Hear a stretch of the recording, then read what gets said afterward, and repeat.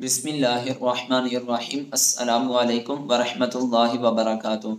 आज की हमारी गुफ्तगू का उन्वान निकाह के हवाला से एक इस्लामी बहन ने ये सवाल किया कि निकाह के वक़्त मेरा और मेरे वालिद मोहतरम का नाम गलत लिया गया। जब निकाह के वक़्त मेरा और मेरे वालिद मोहतरम का नाम गलती से या जानबूझकर गलत लिया गया तो क्या इससे निकाह मुनअक्किद हुआ या निकाह मुनअक्किद नहीं हुआ? इसके बारे में शरई तौर पर हुक्म और ज़ाब्ता क्या है? तो इसके जवाब से कबल अगर आप हमारी वीडियो पर नए हैं, चैनल को सब्सक्राइब कीजिए, लाइक कीजिए, साथ बेल के बटन को दबाएं ताकि हर आने वाली नई वीडियो आप तक बआसानी पहुंच सके। अगर निकाह के वक़्त लड़की या लड़की के वालिद का, लड़की और लड़की के वालिद दोनों का, लड़के का या लड़के के वालिद का या लड़के और लड़के के वालिद दोनों का नाम गलत लिया गया, इससे निकाह होगा या निकाह नहीं होगा?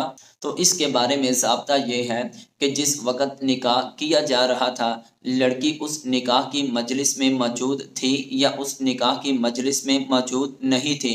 अगर लड़की उस निकाह की मजलिस में मौजूद नहीं थी तो निकाह पढ़ाने वाले काजी ने या वकील ने लड़की का या लड़की के वालिद का नाम गलत ले लिया तो इस सूरत में निकाह मुनअक्किद नहीं होगा, उनका निकाह ये सही नहीं होगा।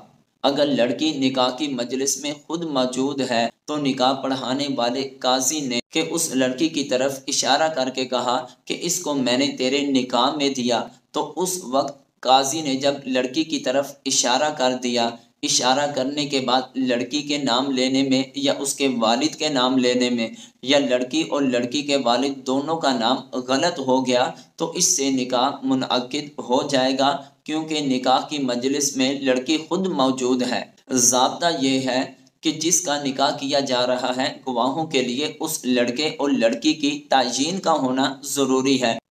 अगरचे उसका नाम गलत लिया गया लेकिन गवाहों को 100% इल्म हो चुका है कि इस लड़की का फलां लड़के के साथ निकाह हो रहा है। जब इशारा कर दिया गया, इशारे के बाद अगरचे नाम गलत ले भी लिया गया तो इसमें निकाह में किसी तरह की कुछ भी ख़राबी नहीं, बल्कि लड़की ने कबूल भी कर लिया। अगरचे उसका नाम गलत लिया गया, उसने किसी मजबूरी की वजह से जब उसका नाम गलत लिया गया वो बोल ना सकी, तो उसने जब कबूल कर लिया तो उसका निकाह मुनअक्किद हो जाएगा। इसमें किसी तरह की कुछ भी खराबी नहीं आएगी।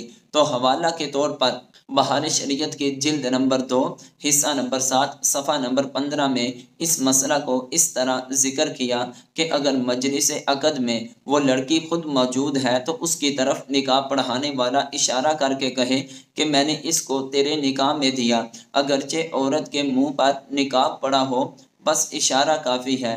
और इस सूरत में अगर उसके या उसके बाप दादा के नाम में गलती भी हो जाए तो कुछ हरज नहीं कि इशारे के बाद अब किसी का नाम वगैरह की ज़रूरत नहीं और इशारे की तायीन के मुकाबिल कोई तायीन नहीं है। बताना ये मकसूद है, जब लड़की निकाह की मजलिस में खुद मौजूद है और निकाह पढ़ाने वाले काजी ने उसकी तरफ इशारा भी कर दिया है तो इशारे के बाद नाम की भी गुंजाइश नहीं रहती।